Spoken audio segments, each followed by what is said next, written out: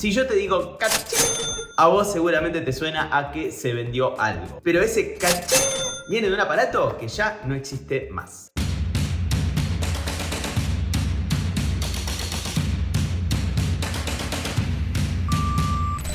Hola gente, ¿qué tal? ¿Cómo les va? Les doy la bienvenida a un nuevo Perdón Centennials. Hoy vamos a ver otras 10 cosas viejunas que ya no existen más. ¿Por qué digo otras? Porque ya vimos 10 en este videazo y hoy tenemos otras tantas. Así que vamos a meterle, dale. Bien, vamos a empezar entonces este video con el cachín, ese del que hablábamos, que por supuesto es el sonido característico de una máquina registradora. La máquina registradora se inventó en 1879. Obvio que esto iba a ser un invento del siglo XIX.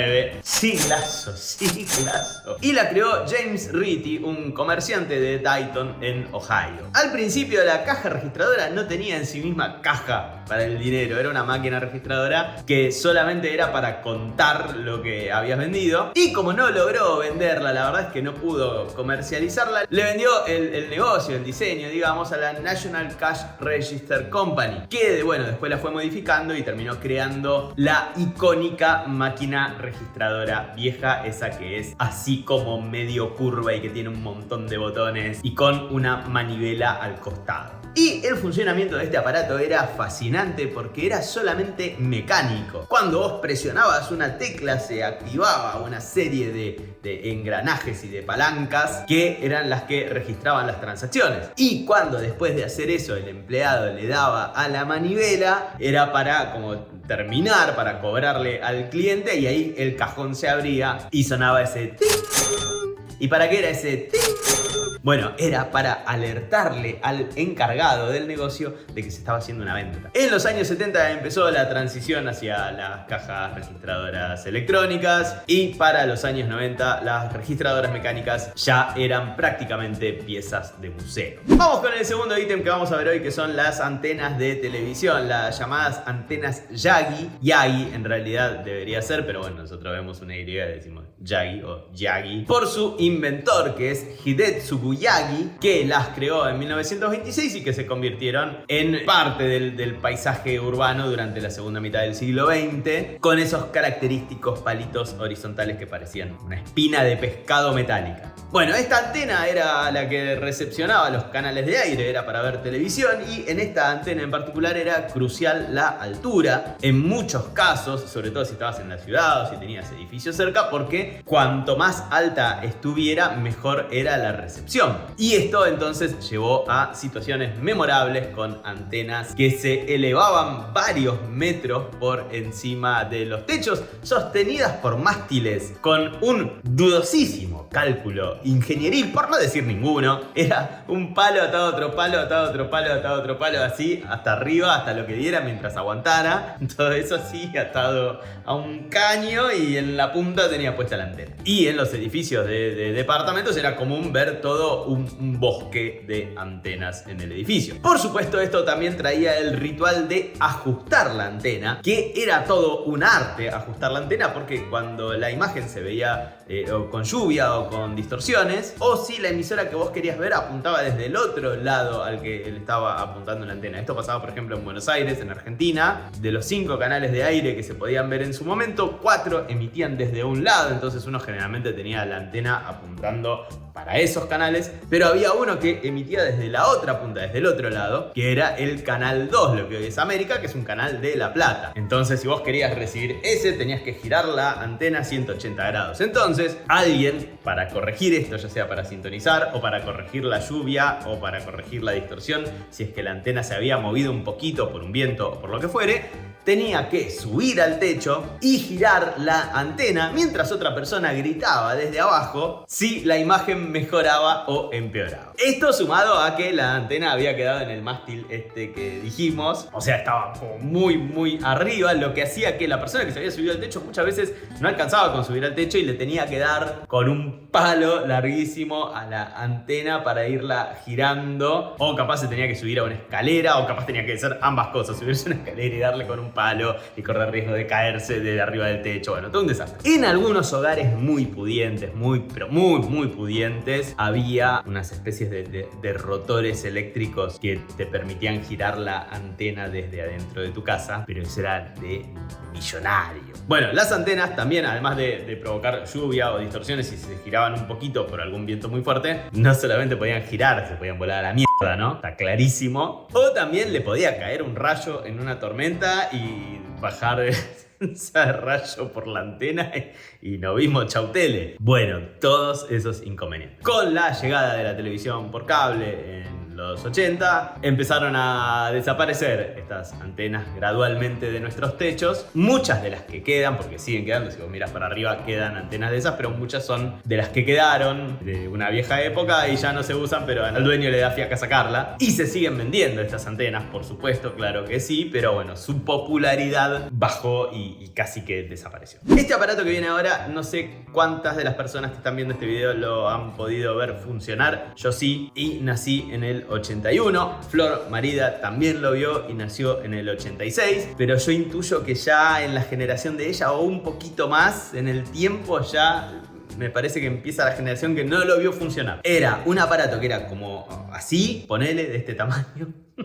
Muy científico todo lo mío, ¿eh? Que tenía una manija acá y que hacía track track para pasar las tarjetas de crédito. Era una validadora manual de tarjetas, una bacaladora le decían en algunos países, y en inglés le decían knucklebuster porque te hacías pelota los nudillos. No sé cómo te podés hacer pelota los nudillos con eso, tenés que ser muy bestia. Creo que si lo haces con cuidado no te los lastimas. Bueno, este aparato que nació en los años 50 era una especie de imprenta portátil que copiaba los datos de la tarjeta de crédito. Lo que hacía esa manivela era pasar como una especie de rodillo, ponele, y con papel carbónico que vos le ponías arriba de la tarjeta. Vos ponías la tarjeta, arriba ponías un papelito que era como una especie de formulario, que en general tenía una tinta que era como autotransferible, como tenía el carbónico puesto, y si no lo tenía, vos le metías un papel carbónico en el medio y ya está. Y entonces vos le pasabas eso, ¿y qué lograbas con eso? Bueno, transferir los datos de la tarjeta que estaban en relieve, siguen estando, ese es el motivo, transferir esos datos en relieve al papel. En vez de copiarlos a mano, lo transferías y tenías como una especie de fotocopia de los datos en relieve de la tarjeta. Por esto es que tu tarjeta tiene los datos en relieve y los sigue teniendo. Algunas después ya dejaron de tenerlo y obviamente no serían compatibles con esto, pero muchísimas de las tarjetas siguen teniendo los datos en relieve y es porque estaban pensadas para esta máquina.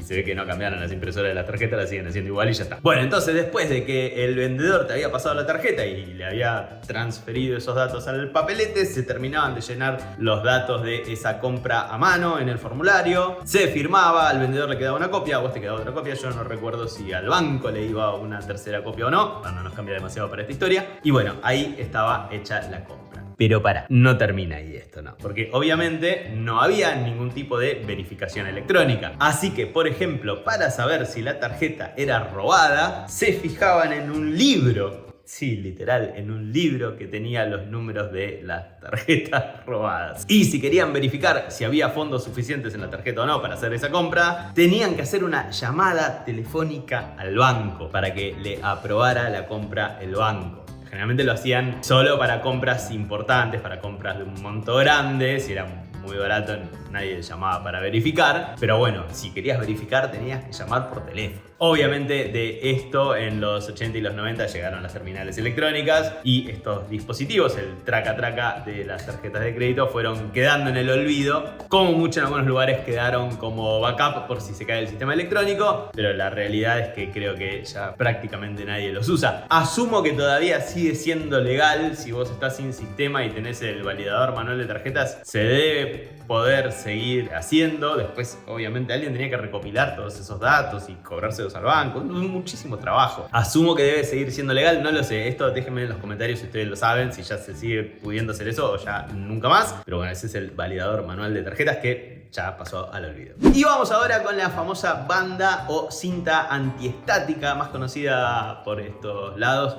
digo Argentina. Ahora actualmente no estoy en Argentina, estoy en España, como la colita rutera. No No sé cómo lo conocen este dispositivo en otros países. Déjenme, por supuesto, en los comentarios. Un clásico de los autos de los años 70 y 80 que prácticamente era un accesorio de moda automotriz. Era una tirita de goma conductiva que colgaba desde la parte inferior trasera del vehículo y que llegaba hasta el suelo. La teoría era que mientras el auto se movía, la fricción de la carrocería contra el aire, principalmente, sobre todo si el aire era medio seco, y el camino generaba electricidad estática que se acumulaba en la carrocería y que si vos estabas adentro del auto se podía pasar esa electricidad estática a vos mismo y que la acumularas vos, y entonces la cinta esta, al estar en contacto con el suelo o muy cerca del suelo, le daba un camino para que esa electricidad se descargara y hiciera tierra. ¿Y para qué era esto? Bueno, los fabricantes decían que con esto se evitaban las molestas descargas, es el famoso chispazo cuando te da estática, que tocas algo metálico o tocas a otra persona y te da como un chispazo como una mini electrocución. Bueno, eso, entonces si vos tocabas la carrocería como que estabas a salvo de eso. Decían que evitaban interferencias en la radio, que si había estática podía molestar en la radio. Recuerden que en el auto lo que había era radio y ya. Que también ayudaba a prevenir que se acumulara polvo en la carrocería, esto medio inchequeable, y que no te diera dolor de cabeza por la acumulación de energía estática en los viajes largos. Bueno, nada. La efectividad de todo esto, anda a chequearla a la con. Bueno, esta bandita entonces lo que era una bandita de goma conductiva que iba atornillada al chasis, generalmente cerca de las ruedas traseras, y en una noche oscura, si vos ibas detrás de un auto que tenía la famosa cinta antiestática, si estaba todo muy seco, iba rápido, iba tocando el suelo, capaz podías ver algún chispazo o algo. O sea que algo hacía, pero bueno, qué sé yo. Esto con el avance de los diseños de los autos y la mejora de la puesta a tierra, nada, fue desapareciendo, y hoy la verdad es que es bastante difícil, salvo en algún auto que tenga ya unos cuantos años, pero en los autos modernos es bastante difícil ver una colita rutera, una bandita antiestática puesta en la parte trasera del vehículo. Uno de los objetos más elegantes que se fueron perdiendo con el tiempo son los sellos de lacre y sus calentadores. Imagínate los centennials que prácticamente no van a usar las cartas. O sea, sí, la van a ver en el cole, que es una carta y bla, pero no la van a usar. Bueno, imagínate menos los sellos y los calentadores de lacre. Bueno, ¿y qué era esto? Bueno, el set tradicional, digamos, del lacrado era una barrita de lacre, que el lacre es medio como cera, pero medio gomosa, como medio, bueno, no sé, lacre. Un calentador y el sello, propiamente dicho, un sello que es como un aparato que tiene como una figura en la punta y que es como bastante pesado. Ahora vamos a ver por qué. Generalmente tiene un diseño personalizado, eso en la punta, y después además algunos usaban una cuchara para calentar el lacre, o por ahí el calentador mismo venía con una cucharita o algo similar. Otro derretían el lacre sobre el fuego directamente, otro le ponían una vela de acá y el lacre de acá. Bueno, depende de cuán pudiente fueras y cuánto equipamiento tuvieras. La cuestión es que la idea es que ese lacre, esa barrita de lacre, quedara derretida sobre el papel. Es como si fuera una cera, digamos, vos la derretís sobre el papel, generalmente sobre la solapa del sobre. Y entonces ahí, mientras está derretida, pero antes de que se enfríe, se le ponía arriba el sello que era como pesadito, o sea, no es que es imposible de pesado, pero tiene su peso, y lo dejabas ahí para que se enfríe. Y entonces cuando se enfriaba y vos lo sacabas, ese sello le había dejado una marca única y elegante, que no solamente cerraba la carta, que ese era el primer objetivo de esto, era como una especie como de sticker, si querés, pero antiguo, que cerraba la carta y evitaba que se abriera, y que además lo que hacía eso era garantizar su privacidad, porque la única forma de abrir la carta entonces era romper ese sello de lacre. O sea que si vos tenías una carta que el lacre estaba roto, es porque alguien la había abierto. Bueno, nada, estos sellos fueron fundamentales en la correspondencia desde el siglo XVI hasta principios del XX, y los calentadores eran algo común de ver en oficinas y en estudios privados, porque nada, si tenías que mandar una carta lo necesitabas, hasta que después el adhesivo los terminó volviendo obsoletos, porque mucho más práctico ponerle adhesivo a eso. Y ni que hablar cuando vinieron los sobres autoadhesivos, le pasaba la lengua, lo ponías y chao. Curiosamente, hoy hay una especie como de resurgimiento de los sellos de lacre, hay como un revival, pero con un giro moderno, porque ya no se usan para autenticar documentos, para asegurarse de que nadie los abra, sino que terminaron convirtiéndose en un elemento decorativo muy popular para invitaciones de boda, para cartas especiales, para packaging artesanal. Vos le mandás algo a alguien con un packaging así como tipo muy artesanal, muy qué sé yo, y un sello de lacre que como que le da un nivel. La diferencia es que el lacre moderno es bastante más fácil de usar porque ya viene como todo súper preparado para que te salga bien. Viene en pedacitos, inclusive muchas veces ya viene como cortado el lacre con el tamaño que tenés para un sellito, entonces es mucho más práctico, y el calentador y la cucharita, todo lo pones y se derrita al toque y después te aguanta más tiempo derretido hasta que le metes el sello y es como más blandito. Entonces nada, es como una versión evolucionada, mucho más elegante, vienen en un montón de colores, los podés mezclar, qué sé yo, y además tiene esta cosa de satisfacción visual que te da como mucho placer el ver cómo se derrite la cera y el sello. Entonces después cuando se saca y queda la figura, es todo visualmente muy, muy satisfactorio. Bueno, acá llegamos a la mitad del video. Como les dije, estoy en España. Para cuando ustedes vean este video, yo ya voy a estar de vuelta en Argentina, pero vine acá a hacer mis shows para que a vos no te pase de que tal vez estabas en España y te estás enterando a través de este video que yo estuve acá y decís, ay, qué pena, ¿por qué podía haber ido al show? Bueno, vos entrás a pablomolinari.com y ahí están las próximas fechas de mi show. Ahora estoy en una gira de despedida de uno, pero capaz ves esto dentro de un año y bueno, igual en el mismo sitio van a estar las fechas del show que esté haciendo en ese momento. Así que metete. Ahora puntualmente voy a ir a Chile, voy a ir a Tandil, voy a ir a Bahía Blanca, voy a ir a General Rodríguez, pero capaz cuando lo estés viendo dentro de mucho tiempo son otras las ciudades. Entonces metete a ver si está la tuya. Nada, sigamos. Bien, terminamos la primera mitad del video cerrando cartas, así que vamos a empezar la segunda mitad abriéndolas. Me parece que está bien. Es poético. Poético. ¿Qué le mandó el chabón? Esto no es poesía, Pablo. Bueno, ¿y con qué las vamos a abrir las cartas? Bueno, las vamos a abrir con un dispositivo, con un instrumento que ya prácticamente no utilizamos más, que era el abrecartas. El abrecartas era un pequeño instrumento esencial en oficinas, en hogares también. Muchas veces había un abrecartas. ¿Y qué era esto? Bueno, en su versión más básica, era una especie de cuchillo sin filo, si querés, más elegante, más estilizado, pensado para meterlo por debajo de la solapa del sobre. Entonces vos hacías así y cortabas el sobre por el borde y lo abrías limpiamente sin dañar el contenido del sobre, sin correr riesgo de romper el papel o lo que hubiera dentro. Y vos me vas a decir, pero este es un cuchillo más estilizado, ¿no se podía hacer con un cuchillo posta? Sí, se podía hacer con un cuchillo posta, con una tijera también. Con lo que tuvieras con filo, lo metía por ahí y abría. Pero estaba el abrecartas porque es como una volucompra del pasado, si querés, en un punto. No tanto volucompra, pero casi. ¿Por qué no tanto, pero casi? Bueno, porque además de estos que eran como muy sencillos, vos podías ir de ahí del muy simple a la otra punta, porque había algunos que eran verdaderas obras de arte, hechos en plata, hechos en marfil, hechos en maderas de esas de trabajadas, no sé cómo se dice, las maderas esas que son caras, que es como tipo maderas de ebanistería, creo que es, no sé, bueno, algunos con los mangos grabados y trabajados y una cosa toda así. Entonces vos, si eras alguien importante, por ejemplo, en una empresa, entraban a tu oficina y vos tenías arriba del escritorio, tenías un abrecartas elegante, era como parte del kit de ser una persona importante, un ejecutivo, era tener un abrecartas elegante, una pluma estilográfica elegante, algo así imponente como para imponer respeto por tener un abrecartas. Soy una persona que abre muchas cartas. Bueno, ese era el abrecartas. La verdadera revolución del abrecartas llegó cuando se inventó el abrecartas eléctrico. Este es uno que los centennials no van a poder creer que hayamos inventado esto.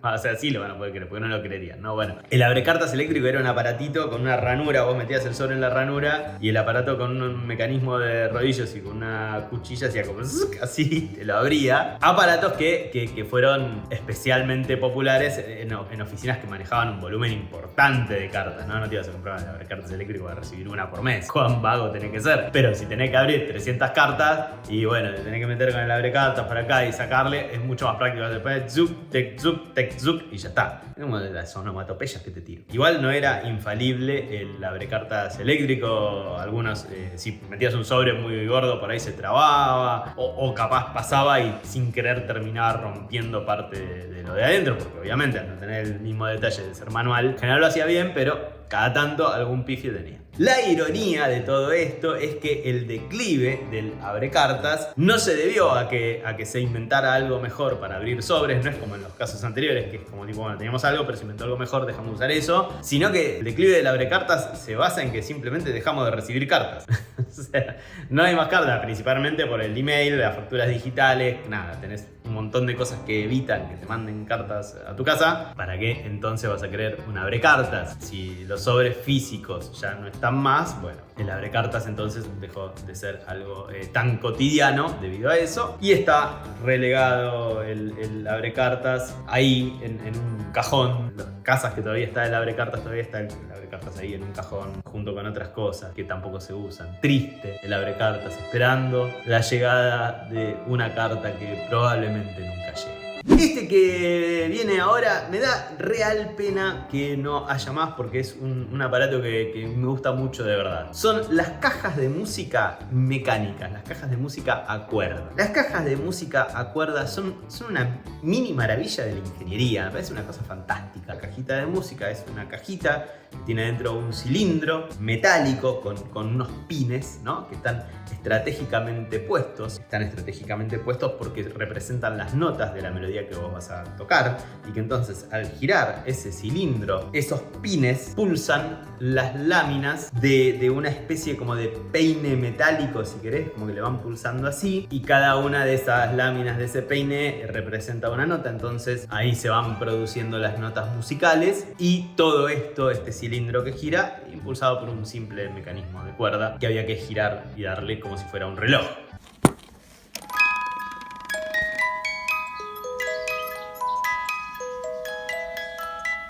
Y me vas a decir, pero algunas se consiguen. Sí, ponele, pero es un ponele muy grande. ¿Por qué? Primero que nada porque no son tan populares ya las cajitas de música. Y después porque las que se consiguen tampoco son lo mismo. No son, es muy difícil conseguir una cajita de música a cuerda clásica. La clásica me refiero a la cajita de música que vos la abrías y que estaba decorada por afuera, por supuesto, tenía la cuerda en la parte de abajo y que cuando vos la abrías tenía una bailarina o algo similar. A veces era un personaje de alguna película, alguna princesa o lo que fuere, que cuando vos la abrías como que se levantaba y giraba frente a un espejo. A veces no se levantaba, a veces estaba ya directamente paradita adentro, pero lo importante es que como que giraba frente a un espejo mientras sonaba esa melodía que en general era, no sé, para Elisa o El Lago de los Cisnes o algún clásico similar. Y bueno, entonces esa figurita bailaba al compás de esa música. Y esto era todo muy analógico, muy sensorial, porque vos tenías que darle cuerda en la parte de abajo, pero sintiendo la resistencia del mecanismo también para no pasarte de cuerda. Pasabas de cuerda, la terminabas rompiendo la cuerda, la terminabas trabando.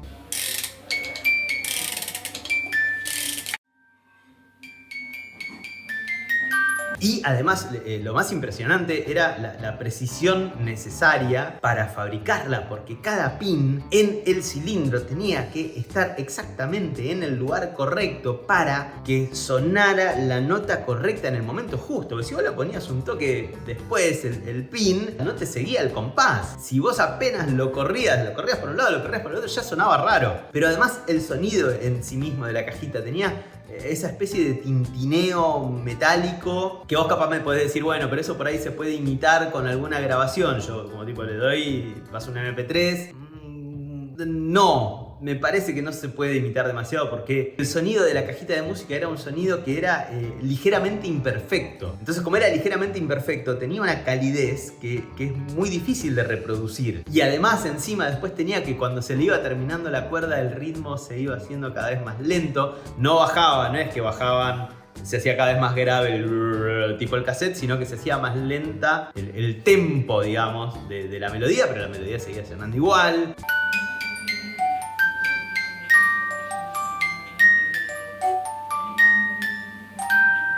Toda la melodía tenía además ese pequeño chirrido metálico de fondo de la cuerda que se iba abriendo y nada, y la sensación de dar cuerda, como que no se puede reproducir con otra cosa. Era una experiencia que se perdió. Esa no la podés reproducir con medios modernos. ¿Hay algunas hoy? Sí, hay algunas hoy. Hay unas a manivela, ponele que vos girás la manivela y suena la melodía, no esa cuerda, pero está cerca. Hay una que la bailarina vos la pones arriba y gira lo loco. Me copa, no sé cuál es el sistema, me genera un poco de curiosidad, pero es otra cosa. Hay una del Señor de los Anillos que me recontra copa, pero obvio no tiene bailarina.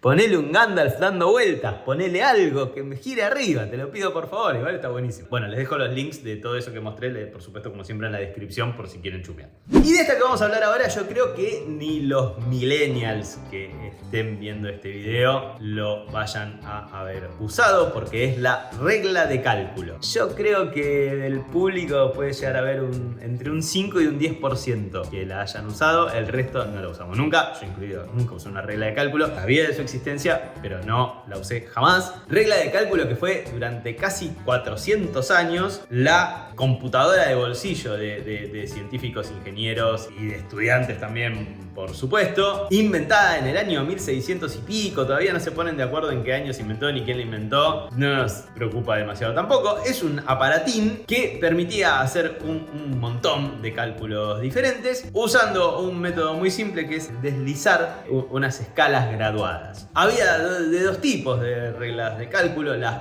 convencionales, que eran como lineares, digamos, como si fuera literalmente una regla, que tenían como una pequeña parte central deslizante, y las circulares, que eran todavía más flasheras, las circulares, porque comprimían en un espacio menor una escala bastante más larga. Y saber usarla, obviamente no era imposible, había gente que lo usaba, pero había que saber las escalas que tenía, o sea, necesitabas un pequeño conocimiento de esto, y usarlas rápido, eso sí que era casi un arte. Había gente que con esa regla de cálculo podía hacer cálculos bastante complejos en segundos, así que era como una destreza. Muchas venían con un estuche de cuero y no era nada raro ver a estudiantes de ingeniería llevándola colgada en el cinturón como si fuera una herramienta, digamos. Por supuesto, de esta la llegada de las calculadoras electrónicas la aniquiló y marcó el fin de la era de las reglas de cálculo, y fue prácticamente esto de la noche a la mañana, ¿no? En donde aparecieron las calculadoras electrónicas,